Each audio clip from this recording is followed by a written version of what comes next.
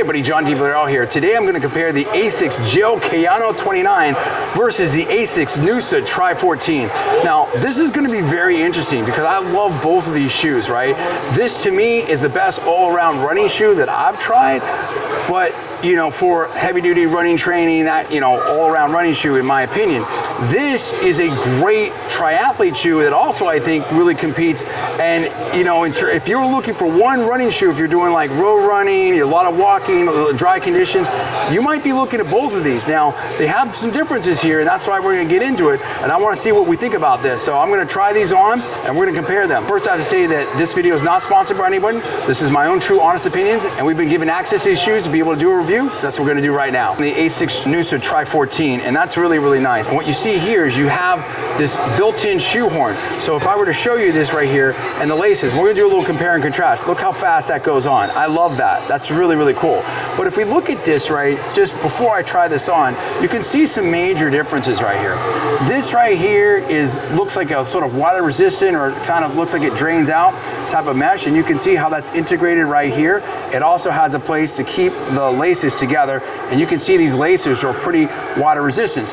This here, you see a more robust lace there, almost a more of a cloth type substance. You also have some breathability right here, and sort of an integrated front here. So that's pretty cool. Also, you see here, this has the integrated shoe horn. This does not, but this has a lot more cushion right in there. And it says 3D Space Constructions. That's kind of cool right there. And you can see in the profiles just how that looks different here. Here, this has a light truss. This also has some support right here, and I was probably feeling that when I went around the turn, and we'll see how that holds up again.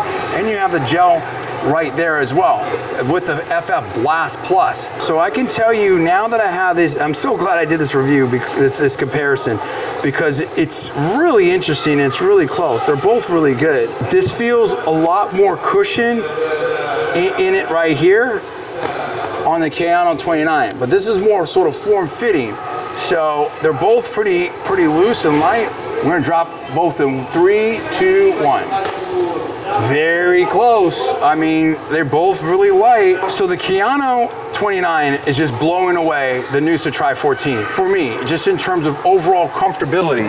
The Noosa Tri 14 is, again, designed for wide uses in a triathlon, and it's sort of thin. Now, in terms of that first step, boom, like I like the Kayano 29. Yeah, we're gonna do a little jog right here.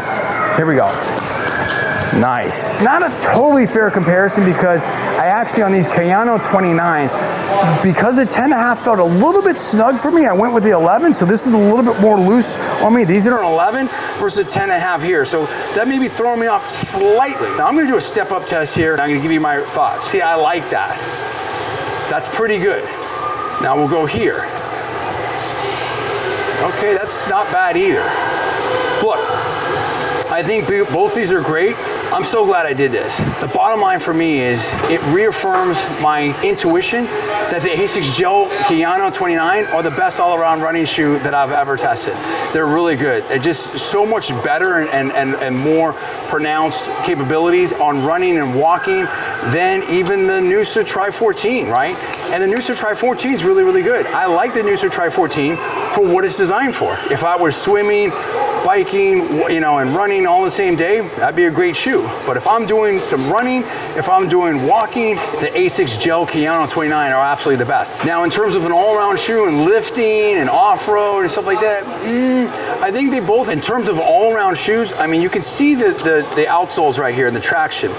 I like what the Kayano 29 is bringing to the table a little bit more. I think it's a little bit more versatile than the Noosa Tri 14. They're both great. But in terms of a flat, stable sort of platform, this might be a little bit better in the gym. I don't think you could use really either. I don't think you'd really want to use either one of them for like a leg day, like squats or anything like that. But I think that if you're doing upper body or you're doing treadmill work, whatever, I think both of them would work great. Look, here's the bottom line for me. I would say this is an all-around shoe. I'm going to give like an 8 to 9, let's call it maybe an 8 to 9.2, let's call it an 8.5 to 9.0 for most people, just because I think there's gonna be, you know, you have a hard time using it in snow, and you know, maybe have a harder time going off-road and stuff like that, you know, but it's really cool. It has some different cool features in it. I think this one you might get away with a little bit more of that, right? But you also are sitting a little bit more high up here. You have that cushioning. I think as an all-around shoe, I would say this is more of a 9. But in terms of for what it's designed for, a triathlon, I think this is about a 9.7. I think in terms of an all-around running shoe, I'm going to give this like a 9.8, 9.9, a combined score of a 9.85. So I think when you compare these two, I would go, if I was just choosing one, I would go with the Asics Gel-Kayano 29. I think it's just great. So hey, listen, that's my opinion. I'm John D. Valero. Thanks so much for watching. I'll see you next time.